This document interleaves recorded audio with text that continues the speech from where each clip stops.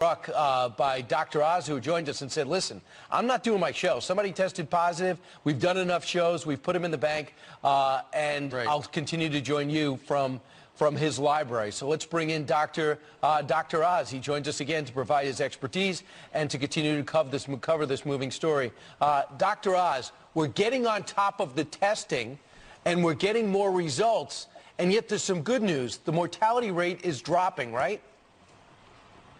Mortality rate's dropping in part because we're testing more people who are healthy. But I'll tell you, there was massive, massive news overnight on this French study that came out the night before, but people are finally getting to be clear on what it really means.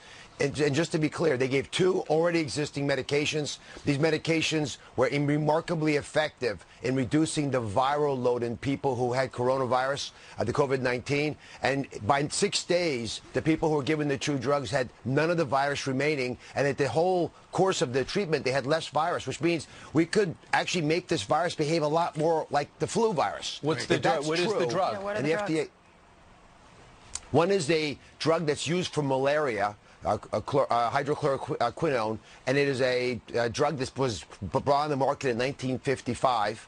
The other drug is Z-Pak.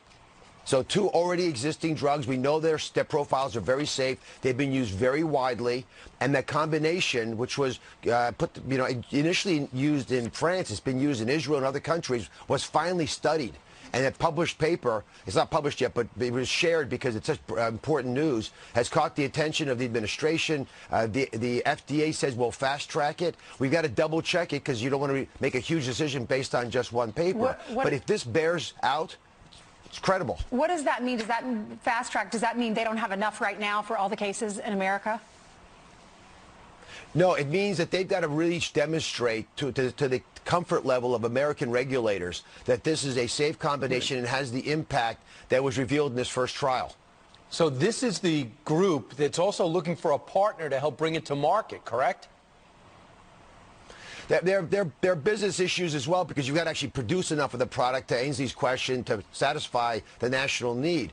But this is the first time I've seen news that makes me think, oh my goodness, we don't have to wait for a vaccine. You know, we've been having tantalizing ideas, but these guys actually publish data from a respected institution that they can dramatically change viral load. Now, does it change the outcomes for patients? We don't know that yet. There's lots of questions remaining. But the fact that you can drop the virus amount that you're secreting that much, and this is why it's also important. It turns out that a lot of people who have COVID-19 are secreting virus for 20 days. That means the period of time you've got to be away from everybody else may not be 14, might be 20 days. Well, that's a lot of time to be out of circulation. If this combination changes that, it also will make life a lot easier, changes the quarantine periods. Sure, and that's probably one of the reasons why, if people look in the corner of the screen right now, the Dow futures are way up. They were up 800 about an hour ago, Dr. Oz, and now they're up over 600, so it looks like it's going to be a really good open for today after a rough kind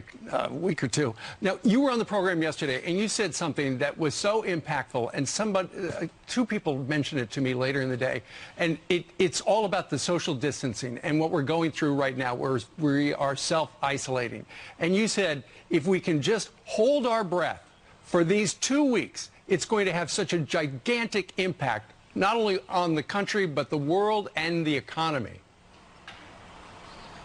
We're going to go through a painful period. We can do it quickly, we can do it slowly. When you're giving someone a shot, you don't put the needle in really, really slowly. It just hurts more for longer. Just thrust the needle in, you're done. Before they know what happened, the needle's out, everyone's happy.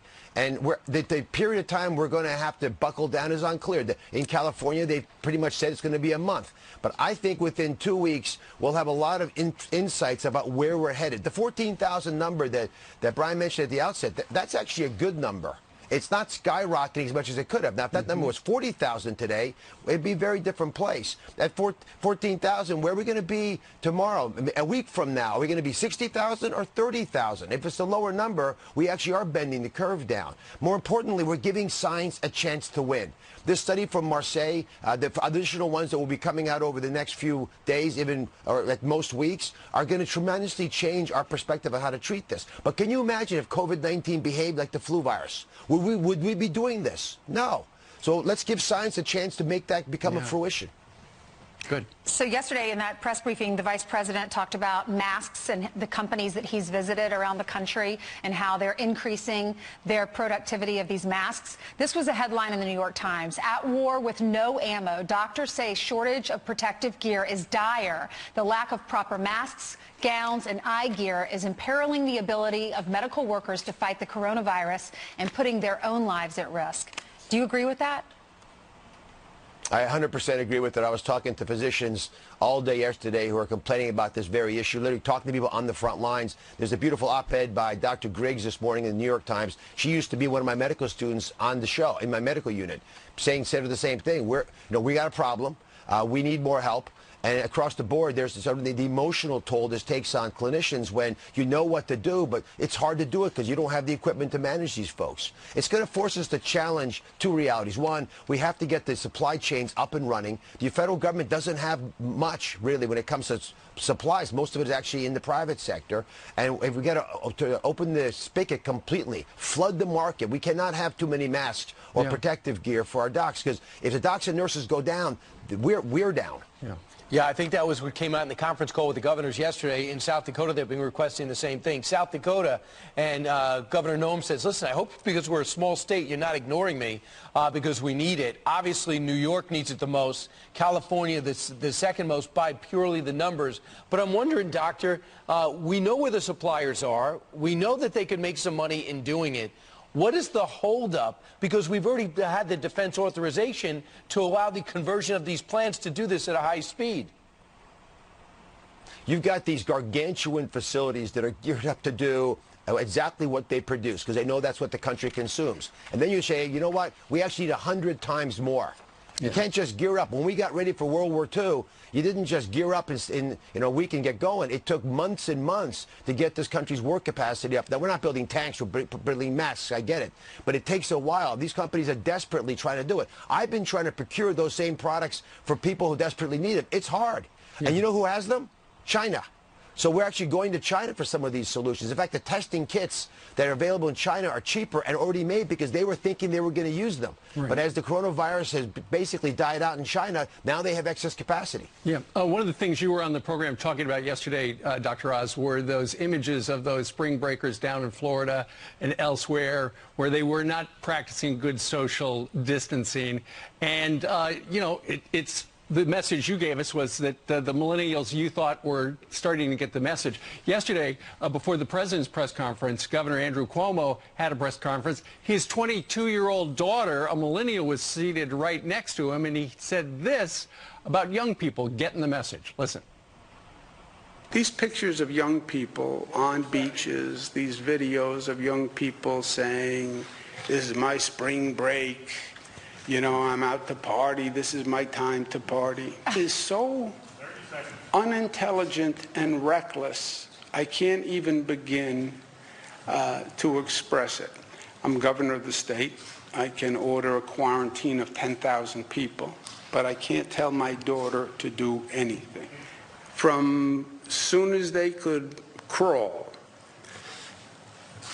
I used one line. What is the one line I used to say? Risk reward. Yeah. Risk reward. Risk reward. And Dr. Oz, do you think that given the fact that the CDC came out and said that the number of people under 50 who are getting sick is actually higher than we thought, is that helping them get the message? Not really, because the group that was at risk is the 30 to 50-year-olds, and we're talking about teenagers. And look, your college correspondent, Oliver Oz, published an op-ed yesterday in the Washington Examiner on this very issue. And I don't think the governor's absolutely right about the risk-reward comment, and he's raised a great family. But I don't think he's right about these kids being unintelligent. What they are is uninformed. They're living in a bubble. So they're reckless, yes, as he said. All teenagers are, and young people, and Gen Zs. But they're also uninformed in that they don't really appreciate the massive risk they're bringing to our country. But what Oliver said in his op-ed, and I'm hearing it from more and more young folks, if you follow their social conversations, you see it shifting, is this is our chance to shine.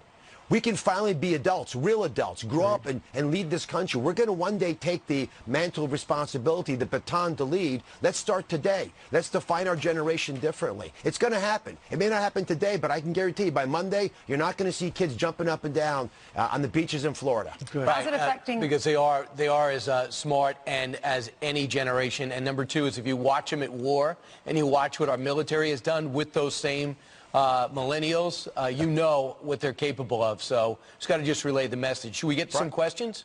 Sure. Okay, Deborah on Facebook. Brian, one last little thing. If I could say one last little thing. I want to give a big shout out to the President's Council of Sports, Fitness, and Nutrition, and Ivanka Trump wrestled the whole group together.